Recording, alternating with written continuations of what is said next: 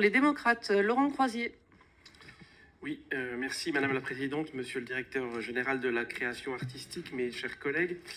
Mon intervention porte sur le financement de la filière musicale et les revenus du streaming. Dans la nuit de samedi à dimanche, le Sénat a effectivement voté en faveur de la mise en place d'une contribution obligatoire pour les plateformes de streaming musical. Elle viendra abonder le budget du Centre national de la musique en mal de financement depuis sa création en 2020. Le rendement attendu de cette taxe est évalué à 15 millions d'euros par an. C'est bien de la taxe sur les revenus du streaming évoquée par le président de la République, Emmanuel Macron, lors de la fête de la musique en juin dernier, dont le Sénat s'est saisi. Elle suscite néanmoins des débats sur lesquels j'aimerais entendre votre analyse. Alors que les syndicats de la filière musicale ont salué ce vote, les plateformes y voient-elles un nouvel impôt de production qui aboutirait, je cite, à un affaiblissement de la dynamique du marché de la musique enregistrée.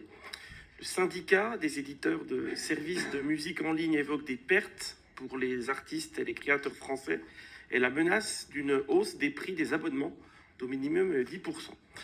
Pour le groupe démocrate, il apparaît totalement anormal que le financement actuel du Centre national de la musique repose essentiellement sur les petites salles de spectacle dont nous connaissons les difficultés et dont le maillage est indispensable à nos territoires.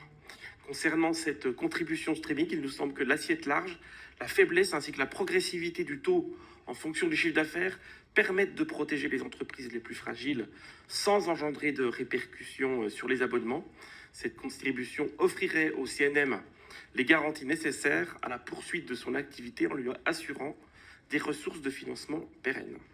Ainsi, serait-il possible de connaître votre avis sur cette taxe streaming? Que pensez-vous des arguments des éditeurs de services en ligne?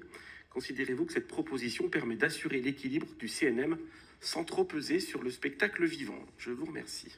Vous évoquiez, pour ce qui concerne les démocrates, monsieur le député, je suis effectivement attaché à ce que le Centre national de la musique poursuive son évolution de manière équilibrée et que, comme vous le savez actuellement, il y a, et vous le soulignez, un déséquilibre entre les recettes qui sont apportées par le spectacle vivant, qui représente de l'ordre de 36 millions d'euros, et les recettes apportées par le spectacle dit enregistré dans toutes ses déclinaisons et l'industrie radiophonique, ce qui est discographique, ce qui explique le développement de cette taxe, dont nous pensons qu'elle est un élément de solution si, comme je l'ai rappelé, s'il n'y a pas de contribution volontaire des opérateurs du streaming.